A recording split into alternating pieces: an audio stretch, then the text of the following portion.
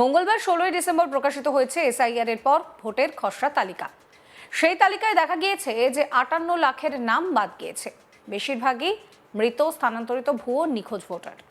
এরপর শুরু হবে শুনানি। সেই শুনানিতে কমপক্ষে 1 কোটির বেশি ভোটারকে ডাকা হতে পারে বলে কমিশন সূত্রে খবর। 1 মাস ধরে চলবে এই শুনানি। এদিকে এসআইআর এর খসড়া ভোটার তালিকা প্রকাশের পর চাঞ্চল্যকর দাবি করলেন রাজ্য বিজেপির এক শীর্ষ নেতা। তার দাবি 58 লক্ষের বেশি নাম বাদ যাওয়ায় তৃণমূলের সঙ্গে বিজেপির ভোটের ফারাক রইলই না। তার দাবি 2024-এর লোকসভা ভোটে তৃণমূল ও বিজেপির মধ্যে ভোটের ফারাক ছিল 41 লক্ষ। বিজেপি পেয়েছিল 2,33,27,000 আর ওরা 2,75 লক্ষের আশেপাশে, অর্থাৎ 41 লক্ষের মতো ভোটের গ্যাপ ছিল। বিজেপির ওই শীর্ষ নেতার দাবি, সরাসরি লড়াইয়ে যেহেতু সিপিএম ভোট কাটার কাজটা করে, কংগ্রেস আরো ছোট পার্টি, ওরা ভোট কাটার কাজ করে। মূলত তৃণমূল ভার্সেস বিজেপির যে লড়াই বাংলায় হচ্ছে, তাতে আমাদের সঙ্গে ওদের তফাৎ ছিল 21 লক্ষ। 58 লক্ষ ভোট বাদ দেওয়ার মধ্যে থেকে প্রমাণ হচ্ছে বিজেপির সঙ্গে এই মুহূর্তে ওদের কোনো পার্থক্য নেই। চূড়ান্ত ভোটার তালিকা বেরোলে আরও নাম বাদ যাবে।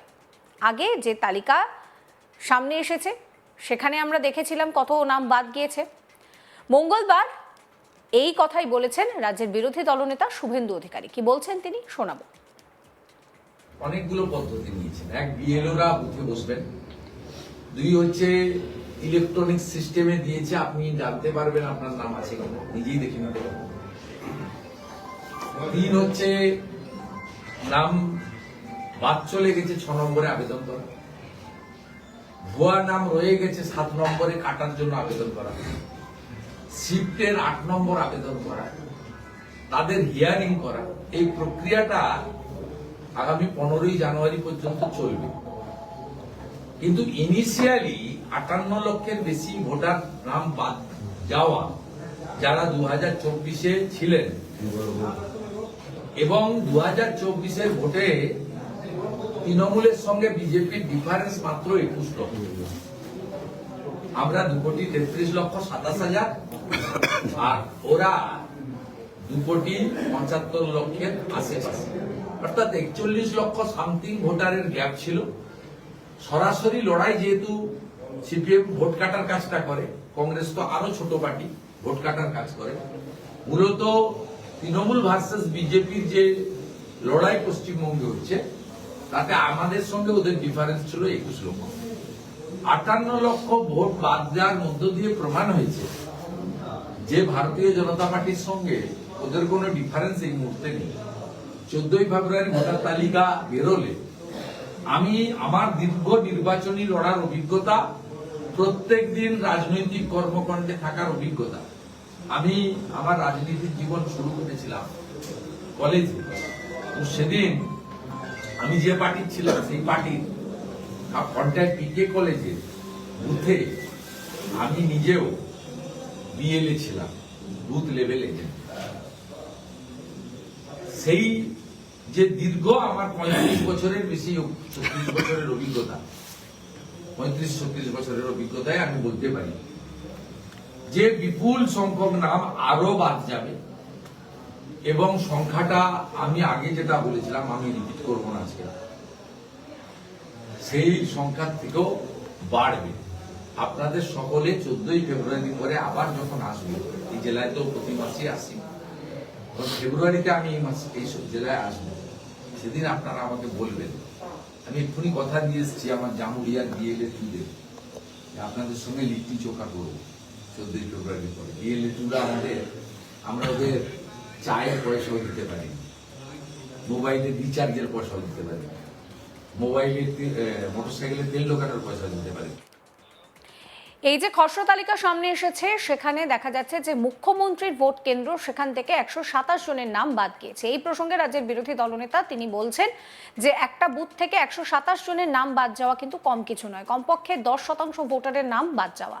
কারণ একটা বুথে 800 থেকে 1200 ভোটারের নাম থাকতে পারে। এরপরই বিরোধী দলনেতা বলছেন যে মুখ্যমন্ত্রীর ভবানীপুর কেন্দ্র থেকে প্রায় 45,000 ভোটারের নাম বাদ গিয়েছে। এই থেকেই প্রমাণ হচ্ছে মুখ্যমন্ত্রী ভুয়ো ভোটে জিতেছেন। কি বলছেন শুভেন্দু অধিকারী আরো শোনাবো। একটা বুথে 800 থেকে 1200 ভোটার থাকে, সেক্ষেত্রে 127টি নাম বাদ যাওয়া মানে শতকরা 10%-রও বেশি নাম। খুব বড় সংখ্যা। এবং উনি যে ভুয়া ভোট নিয়েই ওখানে যেতেন, এ তো প্রমাণ হয়েছে 46,000 নাম বাদ গেছে। আর একটা বুথে 8জন 10জন, স্বাভাবিক, বিবাহ হয়ে কোনো বোন অন্য জায়গায় চলে গেছেন, শিফটেড, ইতিমধ্যে কেউ মারা গেছেন অসুস্থ হয়ে, অ্যাক্সিডেন্ট হয়ে, স্বাভাবিক।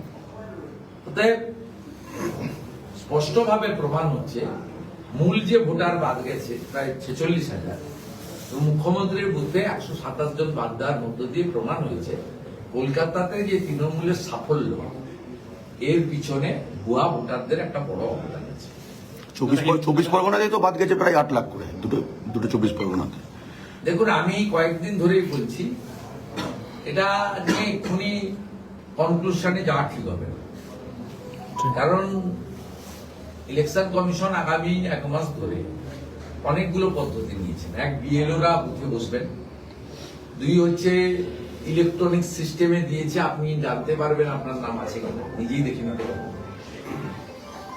3 হচ্ছে নাম বাদ চলে গেছে 6 নম্বরে আবেদন করা, ভুয়া নাম রয়ে গেছে 7 নম্বরে কাটার জন্য আবেদন করা, শিফটের 8 নম্বর আবেদন করা, তাদের হিয়ারিং করা। এই প্রক্রিয়াটা আগামী 15ই জানুয়ারি পর্যন্ত চলবে। অন্যদিকে যুবভারতী ক্রীড়াঙ্গনে বিশৃঙ্খলার ঘটনায় ডিজি রাজীব কুমারকে শোকজ এবং অরূপ বিশ্বাসের পদত্যাগ নিয়েও সরব হয়েছেন রাজ্যের বিরোধী দলনেতা শুভেন্দু অধিকারী। এই নিয়ে কি বলছেন তিনি, শোনাবো। উনি দায় স্বীকার করে উনি কেন গাড়ি ঘুরিয়ে নিয়ে পালিয়ে গেছিলেন তার ব্যাখ্যা জনগণকে দিন।